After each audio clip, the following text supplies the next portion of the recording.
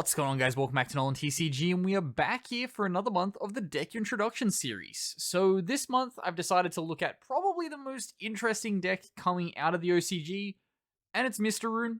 It's interesting for two reasons. One, the art is really cool, and it's all like kind of the first-person style RPG, although this man has a gun. But other than that, it is a little degenerate. We are gonna see possibly some very toxic deck builds coming out of this. That one guy at your locals who's been playing Mystic Mine for the past 3 years, this might be what he switches to next. And then he activates Mystic Mine and tries to deck you out. And yeah, that's just gonna be pretty fun, isn't it? That's something we're all going to have to endure, and I'm sorry for introducing you to it. But before we get started on this video, as always, please remember to drop down below and hit that subscribe button if you are new here, because we are always happy to have new people to the channel. And let's get on into this deck introduction. So essentially the way the Mysterune deck works is you're going to try and deck your opponent out by banishing their cards. Sometimes that will work easily. Other times your opponent flips a Metaphys and you kind of lose. That was a big shout out to Jake there. If he's watching this, hopefully he is watching this and I've just shouted him out. Otherwise it's going to be awkward. But yeah, so we've got two lists here. One is invoked, one is more of a kind of pure control. The pure control is what you're looking at. It is essentially just here to try and set up a Majesty's Fiend and then give your opponent a huge middle finger. But as we go through this list, of course, we will break down what all of the different Mysterune cards do. For your monster lineup for this control build, we did cover this in an OCG recap, so we're going to be brief on that side of stuff. So it's 2 Majesty's Fiend, 3 Max C, 2 Nibiru, 3 Thunder Dragon. If you're translating this to the TCG, you'd clearly cut the Thunder Dragon and the Max C. You can't play realistically either of them because the Thunder Dragons are just here to establish a Colossus. So you essentially go 1, 2, Tribute Summon the third over the Fusion, turn that into Colossus. That's how you're doing that. But yeah, you can't do that in the TCG, so we're going to move past that. So now we do get to our Mysterunes. So, of course, this guy's playing 2 Cold by 2 Pot of Desires. We're going to ignore that stuff. We get to our Mysterune cards, of course. So starting us off, we have the continuous spell, Deceit of the Mysterune. So this is, you can only control 1 Deceit of the Mysterune. Each time a quick play spell is activated, banish the top card of your opponent's deck.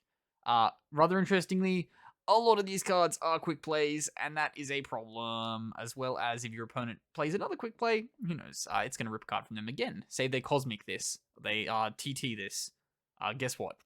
They are going to lose another card. So they're going to have to really trade off 2 for that 1. And then we get into our quick plays. So they all will skip your battle phase. So that's not really something you do in this deck anyway. You're not going to be going all out and trying to kill your opponent in the battle phase, clearly, because you're skipping it. So the first one we have here is Rune of Destruction. So activate one of these effects, skip your next battle phase after this card resolves. That is the condition for everything. So this one is target 1 spell trap card your opponent controls, destroy it, then banish the top 4 cards of their deck. So very, very good. You're going to get that pop off, banish 4, then just, yeah, start ripping them to shreds. Then we've got the second effect. They all kind of have the second effect of special summon 1 Mysterune monster from the extra deck to the extra monster zone. Has to go to your EMZ. The extra deck monsters aren't amazing. They don't do like that much for the deck. Typically, you're going to be using that to tribute for your Majesty's Fiend if you're playing this style of build. Then we move on. So now we've got Rune of Dispel. Again, activate one of these effects, skip the next battle phase. This is if your opponent adds a card from the deck to the hand, except during the draw phase, discard 1 random card from their hand, then banish the top 2 cards of their deck. So you're ripping them out 3 off from their strategy. Then you've got, of course, the secondary effect, summon a Mysterune. Then next off, we have Rune of Slumber. Same first condition. Target 1 face-up monster on the field, apply this effect. Banish the top 3 cards of your opponent's deck. Is this not the gate? Target 1 face-up monster on the field, then apply this effect. Then apply this effect on it. Once applied this turn, this is worded really weird. This is definitely going to get retranslated when it comes over. Once applied this turn, that monster cannot attack. Also, the next time it would be destroyed by battle or card effect, it is not destroyed. So that is a really weird way to word that. Essentially, it's just going to stop them from attacking and then milling another 3. That's it. That was a really confusing way to word that. Let's move on though. Next off, we have Mysterune of the Brilliant Flame. So this one is target a special summon monster, destroy it, banish 2 cards. So it's your pop. That's why this guy has a wicked machine gun, because he's doing a pop. And then summon the Mysterune, of course. Next off after that, we have Mysterune of the Freezing Curse. So apply one of these effects, again, same condition. Target one effect monster your opponent controls, negate its effects until the end of the turn, then banish the top 3 cards of their deck. So like these like good cards, you can clearly see as we're going through it, they have powerful effects, and then you're banishing 3. If these were like powerful effect banish 1, they'd still be like semi-decent, but these are getting rid of a lot of cards out of your opponent's deck. Yes, something like Desires is no longer legal, so it's not like they're going, or it's at 1. Not many decks are playing it, so it's not like they're already going to rip out a third of their deck or a quarter of their deck. But you're still going to be doing quite a lot of just like these little bits of chip, especially when we get to the field spell later. Then after that, we have Mysterune of the Golden Droplets. This should have been a negation, just to give it a bit of lore. But this one is if your opponent draws 1 card, then banish the top 4 cards of their deck. So you force feed them, and then you banish 4. And then you combo that off with the other one that's if they add a card, then you rip them again. And then you banish more. Then after that, we go into Mysterune of the Raging Storms. Banish cards from the top of your opponent's deck equal to the number of cards they control. So if they start to get a big board, you clear them out. Typically, Raging Storms is what you're using if you're trying to end the game. You've chipped them out of a lot of their deck. They finally start to get momentum, and then you just go bang, it's over. This is essentially the chain burn equivalent of something like a Secret Blast or something like that, just to blow everything out. Then we go into Point of the Mysterune next. So this is add a Mysterune card from your deck to your hand, then banish the top card of your opponent's deck. See, whenever you are going plus, then they go not as minus, just the one this time. And then we do, of course, have the field spell coming in last. So you can activate Mysterune quick play spell cards from the hand during your opponent's turn. So you don't need to set any of these if this is face up. You can just be like, yeah, there's one, there's another, there's another, there's another. Really good with like the rotor as well, because you can like prop the rotor. It adds to the hand. Guess what? You can use that card. Then once per turn, you can activate once per turn. If you activate a Mysterune quick play spell card, guess what? You are target up to 3 in your graveyard. Place them on the bottom of the deck in any order. Then draw that many cards. The field spell in this deck is incredible, as I highlighted before. It is just so much. Like it's just so free. It's just so free.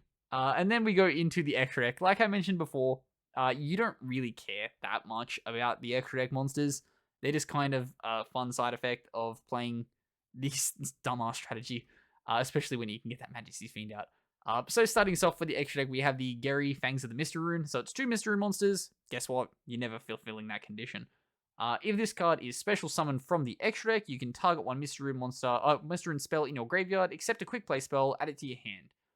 Cannot be destroyed by card effects. When this card is destroyed by battle, you can target 1 card in the field and destroy it. It's just a cute little kind of wall you can build. Gets you a little bit of recycle, especially when it's getting you back that field spell or your one of quick play. And then just can't be destroyed by card effects, so they're going to have to go over by battle and you get the free pop. You're just building a wall. That's the point of these monsters. If this card, so next off we have, Hegwin, Wings of the Mysterune. So 2 Mysterune monsters. If this card is special summoned from the extra deck, you can discard 1 card, add 1 Mysterune field spell from your deck to your hand. So you're playing another copy of Terraforming, even though this guy isn't playing a Terraforming. If only there was a quick play Terraforming that did Terraforming things. Except there is. And then, of course, we have the rest of the effect. That's important. So add 1 field spell from the deck. If another card you control will be destroyed by a card effect, you can banish this card from you control instead. So this protects you from the Duster if you're setting a bunch of stuff. But realistically, you're not setting a bunch of stuff. This is your field spell Spurcher, and it keeps your field spell up. You're not worried about like setting all of your cards, especially when that field spell's up. You just use this to protect. And if this card on the field is destroyed by a battle or card effect, return it to the extra deck. So it's just a free recycle. You'll notice in the invoke list that we see later, you slim down on the ratios for this quite a lot. And then we see lastly, Munin, Wings of the Mysterune. So if this card is special summoned from the extra deck, you can discard 1 card, add 1 Mysterune, continue a spell. This is the worst one. You're realistically just playing it for the one-off. You just get the continuous spell out of your deck straight away. If it gets recycled, you just get it back later. If your opponent activates a card or effect that targets a Mysterune card you control or a set card you control, quick effect, you can banish this card you control and get the activation. If you do, destroy that card. This once per turn during the end phase, gain 1,000 life points. Again, just more kind of stally strategies just to go along with the rest of the deck. But let's get on into the next list. Okay, next off we have Invoked Mysterune. So something you'll notice with this list. You aren't playing any Macabre. Guess what? We are playing more cards to just stall the opponent, like Caligula. They only get 1 attack. That's, yeah, fun times. Rather interestingly, I thought these cards, when they first got announced, I started reading them, I just assumed they were going to have the condition on them of the Sky Striker. You can't activate them if you don't have if you have something in your main monster zone. Nope, that's not the case. So you can have like one of the big walls and a Caligula when you're playing the Invoke strategy, and then you can just still freely activate everything, and your opponent's not going to be killing you in one turn. So yeah, you're going to have a little bit of fun. This essentially is just the same thing. It's just the Majesty's Fiend, except it's a little bit more free and it recycles itself a little bit better. But the list for the invoked build for this deck is as follows. So we have 3 copies of Alistair the Invoker. 2 copies of Alistair the Invoker. 1 copy of Fairy Tale Snow. 2 Call by the Grave. 2 Invocation. 1 Metal Foes Fusion. 3 Monster Gate. And then 3 Reasoning for your non-Mysterune cards. You'll notice this list doesn't play a copy of Meltdown. Simply because you would rather have the other card up. So you'd rather have Springs of the Mysterune. It's just better than having your Meltdown up. Something you'll probably want to consider changing if you're translating this list over to the TCG. We don't have 3 Monster Gate, we don't have 3 Reasoning, so you're probably just going to play a third alley. You might squeeze in the Meltdowns then to try and go like Meltdown, resolve your Meltdown, get your alley, go over it with Springs of the Mysterune. You can kind of go that way. You might want to then play maybe a set rotation, give your opponent a Meltdown, so you can get Springs of the Mysterune, or maybe even Terraforming might sneak into your list here. So yeah, then we have our Mysterune lines, so pretty standard for most of your Mysterune packages. Your 1-ofs are clearly 1-ofs in most situations. Your 3-ofs, your 2-of is mostly a 2-of in pretty much every situation. So as we go through, we've got 3 copies of Rune of Destruction, 3 copies of Rune of Dispel, 3 copies of Slumber, 3 copies of Brilliant Flame, 3 Freezing Curse, and 3 Golden Droplets, then the special 2 Raging Storm for that blowout like we mentioned earlier, then 3 Points of the Mysterune, and 3 Spring of the Mysterune. Then for the extra deck, we do have a slimmed down ratio to fit in everything else. Something also rather cute. Level 4. Level 4. You can make this stuff. So we have, then we have 3 copies of Gary, 2 copies of Hegwin, and 1 copy of Munin. Then for our Invoke package, just the 1 Aguatis, 2 copies of Caligula, and the 1 Purgatrio to try to push through for big game. 1 copy of Exoterio. Not 100% sure how you're making this. The guy who topped with this list wasn't playing in a copy of the trap that pops gets the summon. That one, you guys know what I'm talking about. It wasn't playing that, so I'm not 100% sure how you make Exoterio in this list. If you know, comment it down below. And then we have 1 copy of Exiton Knight, 1 Baguska, and 1 Dugaris for our Xyz, and then 1 copy of Alistair the Invoker and Roll of Madness coming in after that. But that does wrap us up here for this month's Introduction 2 series. This is definitely a deck that I'm going to be picking up just to completely have a lot of fun with. We're going to see how it goes when it translates. It's going to be really degenerate and really funny. Yeah, definitely consider picking it up. I don't see it being massively expensive unless it just gets hyped based on like the cheese factor and the art. That could happen. We do see like a lot of these cards are going to be probably... this will be in a set where a lot of stuff's Ultra. Hopefully they do the thing and like make Mysterune of the Raging Storms an Ultra because they're like, this card goes big plus. But yeah. As always, I've been Ben from NolanTCG, and have a good afternoon, everybody.